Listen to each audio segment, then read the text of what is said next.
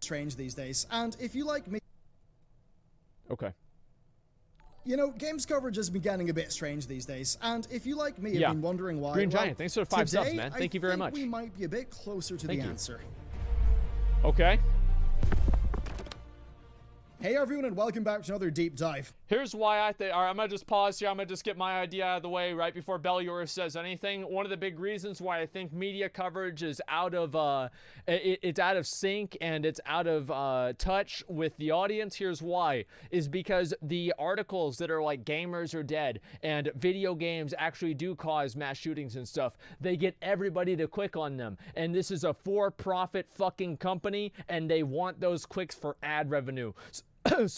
So they hire a random fucking freelancer to write an article that makes people mad that the company doesn't even agree with or care about, just to get the hate clicks and to get the people watching the article. Sorry, I choked a little bit. To get everybody mad watching it, and then they click on the fucking ads. That's what happens. I think that it's actually, the companies don't even care. They just find these jackasses with these bad opinions just to get more people to listen to them, which drives more traffic to their website. There's no agenda even. They just want to make money.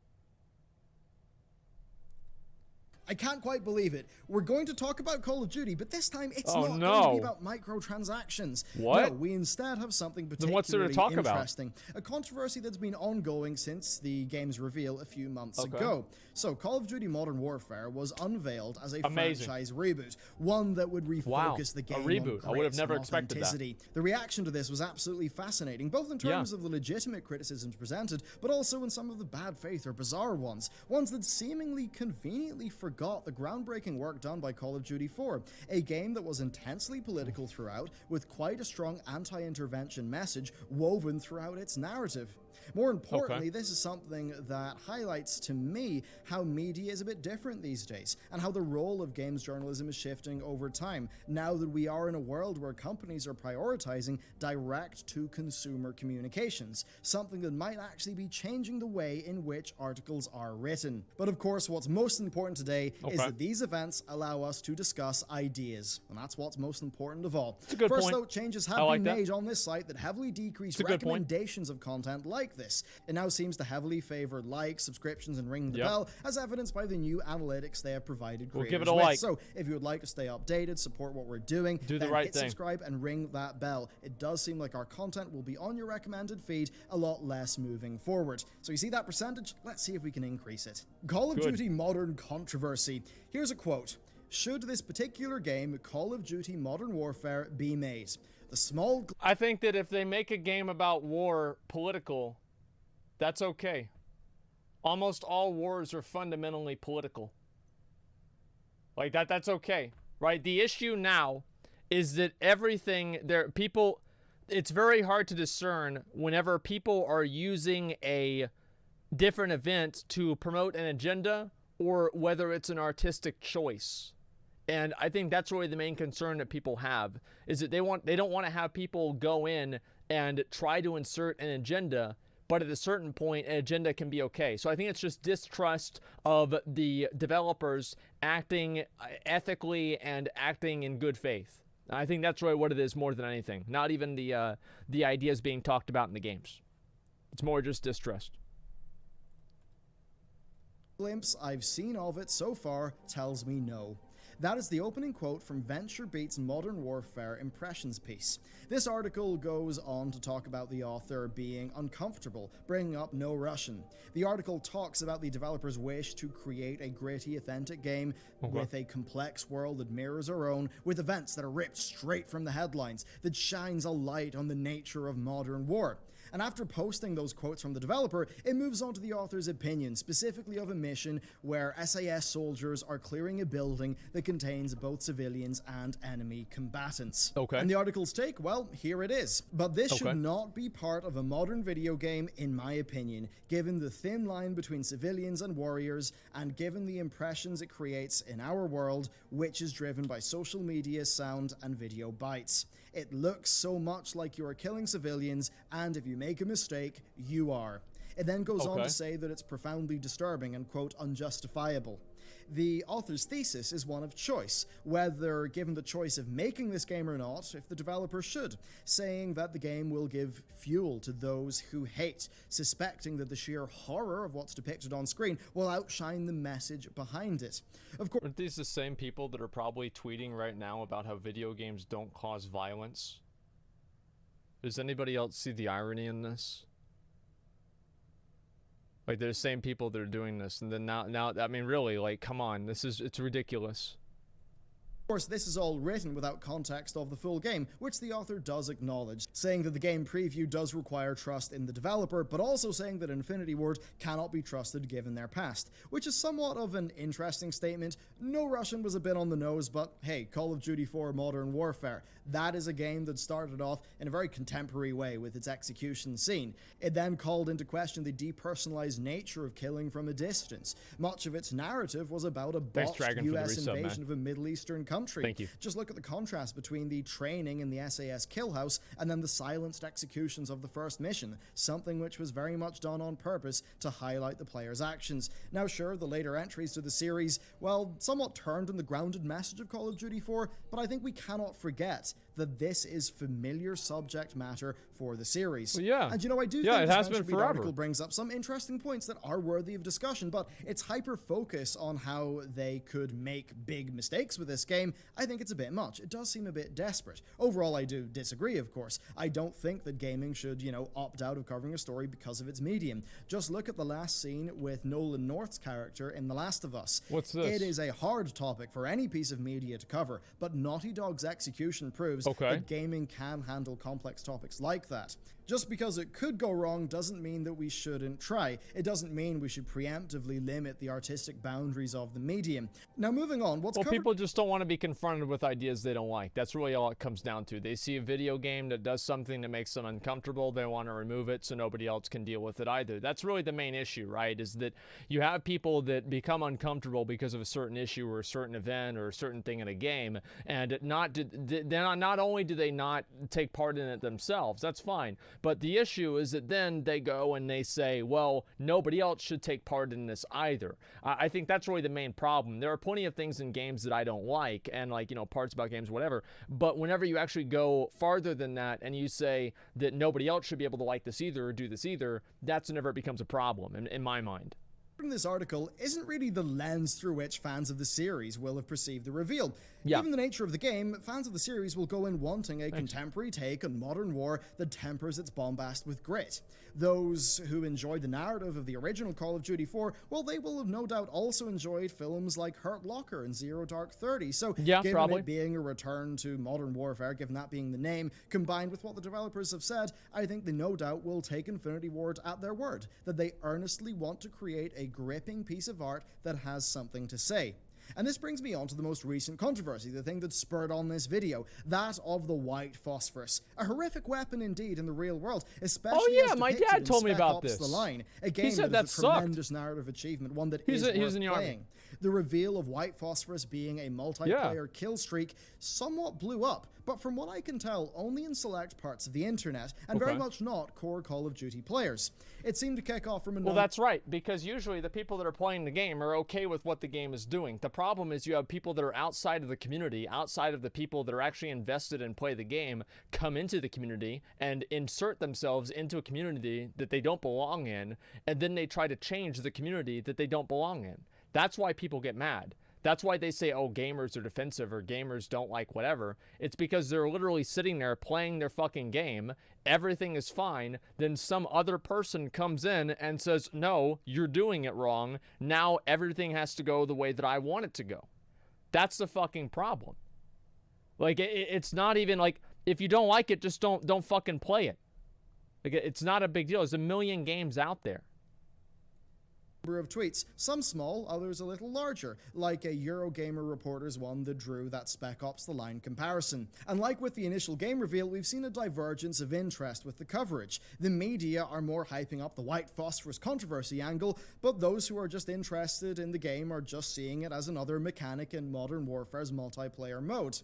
And I think on that, just about everybody has a point. Yep. On the criticism of Call of Duty, I highly recommend watching this video, How Call of Duty Lost Its Identity. This is a great video that expertly covers the series' transition from the great of Modern Warfare to the Michael Bay action movie bombast of Modern Warfare 2 and Modern Warfare 3. Yeah, they're trying to appeal to 12-year-olds. That there is a case that if you hype up the realism of their game, it does make the line a little bit trickier to walk when you come into topics like this with the white phosphorus. Yeah. I think there's a legitimate discussion to be had there, even say around the multiplayer, single-player logical split.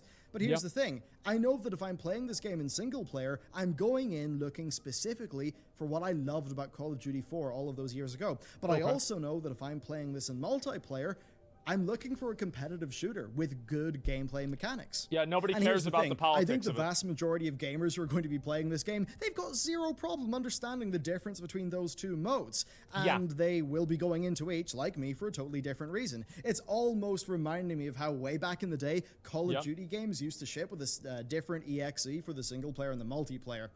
Yet it's also fair to say that, you know, Infinity Ward are trying to have their cake and eat it in some ways. Back in the Call of Duty 4 days, the kill streaks, in fairness, were a bit more tame, with the series only moving over to its sort of over-the-top crazy kill streaks after it moved away from the grit and authenticity of Call of Duty 4.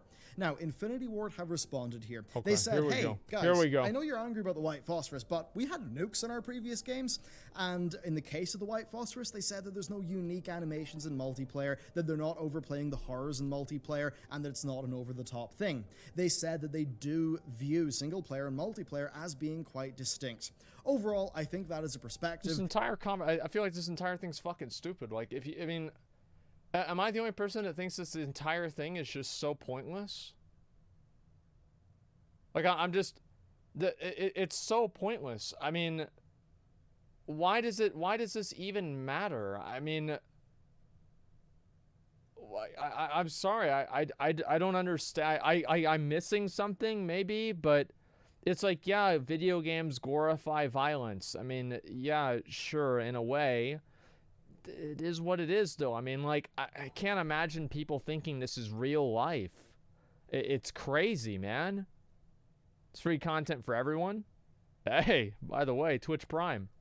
That will be in alignment with most of their audience. In short, there's a really interesting discussion to be had here for sure, but it doesn't really seem like it's happening. Now, I've touched on the split between consumer and journalist perspectives when covering a topic like this. And that means that it's finally time to properly dive in. So, fans typically engage with what a developer says in good faith, taking their words earnestly. We're in an era where corporate communications are increasingly direct to consumer, and that furthers that connection. Journalists, well, they have an inherently critical job. That's kind of the role of journalism. And when given this rise in direct-to-consumer communication, well, the usefulness of the journalists and the gaming news websites in just reposting press releases, that somewhat has diminished. Fans are eagerly waiting for new information about the games that they're passionate about. Journalists, though, well, they're waiting for a story to emerge. And look, I'm a pundit too. I'm not a journalist, I'm a pundit, but I clearly do that as well. Running my Warcraft... I don't use that word because I don't know how to pronounce it. Channel for 5 years, I could tell you for damn sure there were dry spots when I was just sitting around waiting to write something, and, you know, maybe I think of a spicy take and I run with it. That's kind of what would happen back in the day. That's exactly what I used to do too. Is like, I would literally just be sitting, I would open up MMO Champions whenever I did YouTube, right? I would open up MMO Champion and I would be like, oh my god, I really, really fucking hope that there's gonna be something cool on there. And what goes on there, it's like, oh, a new battle pet's added, or, oh, something, you know, Ian said that there's this one thing, and like, it's just an irrelevant point.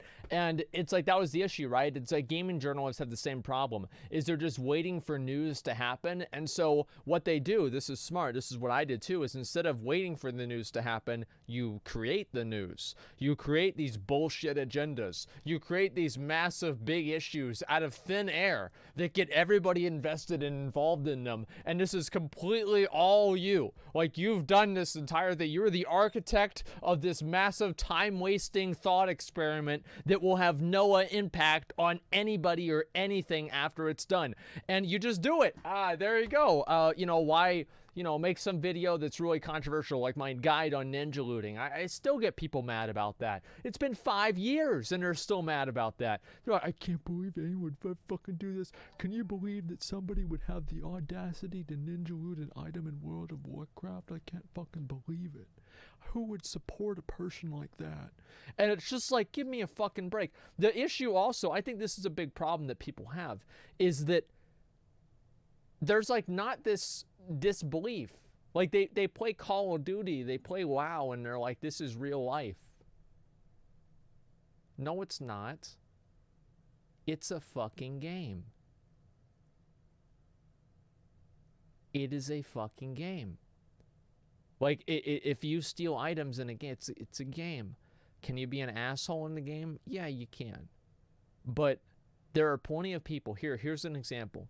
My friend Jeff, many times, caused so much trouble for people. He ninja looted Gruul's Lair every weekend. He'd fucking carry his PC, and I'd carry his monitor and his keyboards and his fucking, like, Dallas Cowboys duffel bag up from his house to my house. He would put his computer in my room, and he would ninja loot Gruul's Lair on Friday fucking night. And he would go back home, and he would be nice to his mother, and he would go to band camp and get relatively, actually, he never got good grades, but he would never cause any trouble. He was a piece of shit in game, and in real life, he was pretty much okay. The thing is that, like, people use video games to be outlets for, like, that type of personality that they have. But people forget that this is just a video game. It's just a game. It's just a game.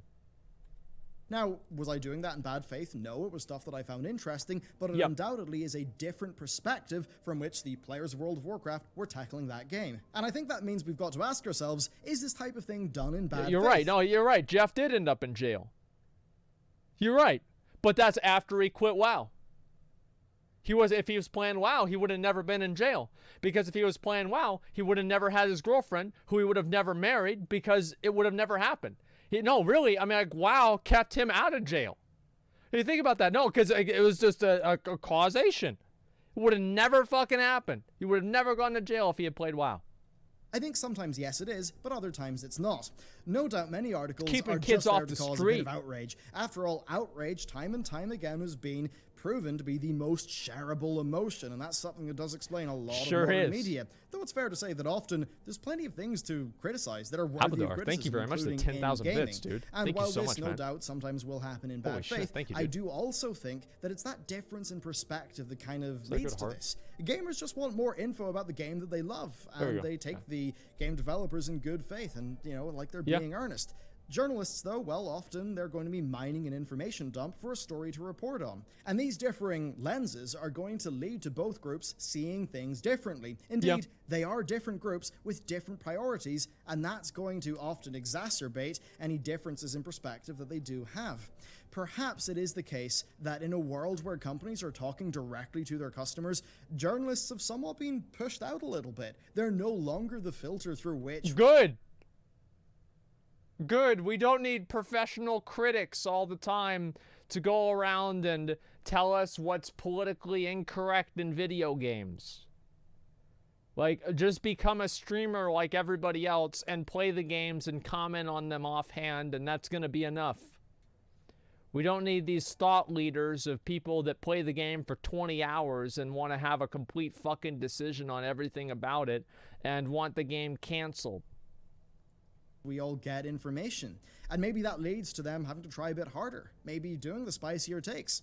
And as much as it might be tempting to cheer their decreased relevance, and I mean, when they talk about toxic entitled gamers, I can see myself doing that sometimes, but we also do have to remember the companies in question ultimately do just have their profits in mind. Even if that difference in perspective decreases the influence of journalists, we cannot abandon criticism of corporations and just... It's good that the companies cut the journalists out.